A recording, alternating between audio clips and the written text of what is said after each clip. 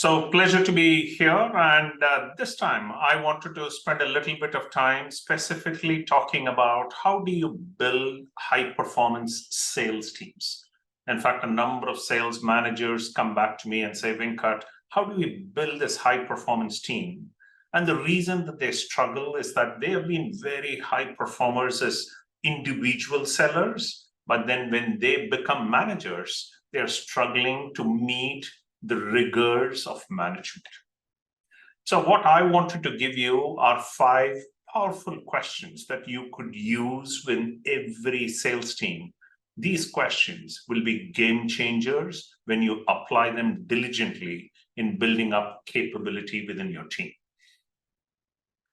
Question number 1, and this you should ask with every member in your sales team individually, is how would you like to be managed? Remember, the simplicity of this question belies the sophistication of this question. Now, when you ask this question, how would you like to be managed? Stay silent and look at how they are processing this question and the frame of reference that they bring in. So if they go ahead and tell you, hey, I would like to be told what I need to do, right? It tells you what kind of a person you have on the team. If they go ahead and tell you, give me 100% empowerment, I hate micromanagement, that also tells you other questions that you need to ask. But in the manner in which you have these conversations, it's very important. In fact, some of the best sales managers I work with primarily ensure that they go ahead and state what the goals that this person needs to achieve. The team member comes up with the strategies to achieve that goal.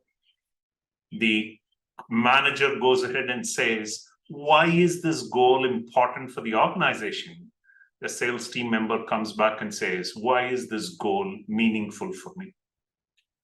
The manager comes and says, hey, what exactly should be the measures of this goal? The team member comes in with what exactly are the milestones for achievement.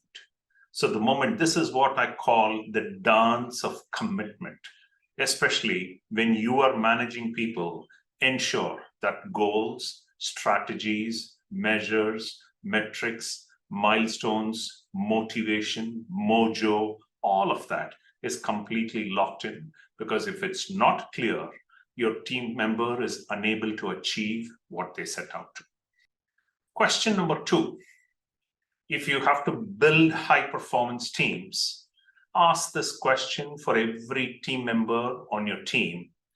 How would you like feedback to be provided to you? And it's amazing how a number of people have not been taught how to provide feedback or even receive feedback. There are a number of models that are available to provide feedback. A couple of models I found useful is what I call OIR and SBI. In fact, the OIR stands for what's my observation, what's the impact, and what's the reinforcement or redirection. But I find SBI to be far more valuable, which is all about, hey, what is the situation? What is the behavior? And what is the impact? Please remember, when you have team members, you're going to spend a lot of time with them on the field, not necessarily off the field. And on the field means that you will spend most time with them with customers, which is where in those situations, you're capturing the context of the situation, the behavior that you observe, and the impact it created on the customer. And of course, if you want, you can add another BI, which is the new behavior and the new impact. To give you an example, the positive example, right? Positive example is to say, hey, here is the situation where we were trying to go ahead and build a business case with this customer.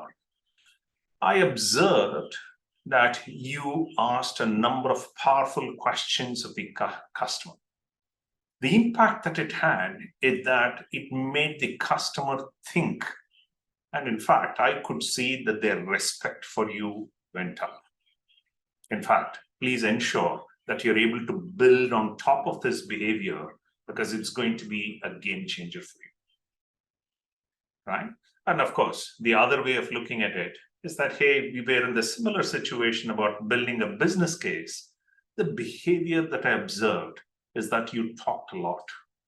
The impact that it had, it just shut down the customer. What could you do differently for you to practice brevity to get more customer engagement? So which is the new behavior and the new impact. So when you think about asking your team members, ask them, how would you like feedback to be provided? Because it's your responsibility as a manager to provide what we call actionable and precision feedback. The third question that you need to be asking every team member if you have to build a high-performance sales team, and this is a beautiful question, I love this, is how would you like to be kept accountable? Think about how powerful that question is. I can sense a number of you are thinking, oh my God, that's the question I've missed asking my team members, because I'm struggling with accountability myself. In fact, I have a feeling perhaps I am putting up with more mediocrity than I should, right? When you ask this question of your team members, how would you like me to keep you accountable? Now start thinking about how are they processing accountability in their own minds. Now remember, if you are a manager, there are 4 things that you should establish all the time in your sales team, which is all about setting the values for the team, setting the behavioral norms for the team, establishing what we call standards of performance, and also having standards of excellence. And in fact, you should go ahead and talk about what I call prizes and punishments for not meeting the standards that are required for every team member. In fact, this discussion of accountability is crucial, because unless they are able to process accountability, it will not translate into integrity. It will not translate into commitment. And that's something that is really important when you run a high-performance sales team. The 4th question, which is very important in building a high-performance sales organization, is a beautiful question, which is, how would you like to earn your empowerment? Remember, a lot of salespeople want empowerment. They're saying, leave me alone. I will do what it takes. You come and ask me whenever it is convenient at the end of the month, but just don't breathe down my neck. Right? That's great. I'm happy to do that. But how will you earn your empowerment? And this is where it's important for sales managers to make sure that people understand what are the standards that they need to meet for them to be empowered. For example, when I used to run my sales teams, right? If you met your weekly forecast, you didn't need to come for my weekly team meeting. I will only meet you in my monthly one-on-one, right? So if you want to earn your empowerment, go ahead and deliver the results. In fact, delivering your results with integrity, delivering your results with consistency, delivering your results with aspiration is what really goes ahead and earns your empowerment. The last and final question, and remember, this is all about building high-performance sales teams, is to ask a very important question for each of your team members. How would you like to make your peers more successful? In any sales organization, it's not about the individual hero, it's all about the team. And very clearly, what we are trying to convey here is that we are trying to look at team players, not heroes. So here in this case, you are now showcasing the need for a behavior where it encompasses the entire team, not just the individual. And in the manner in which they're able to respond, the time they're able to allocate, and the commitment that they have to bringing out the best in others is what builds a high-performance team.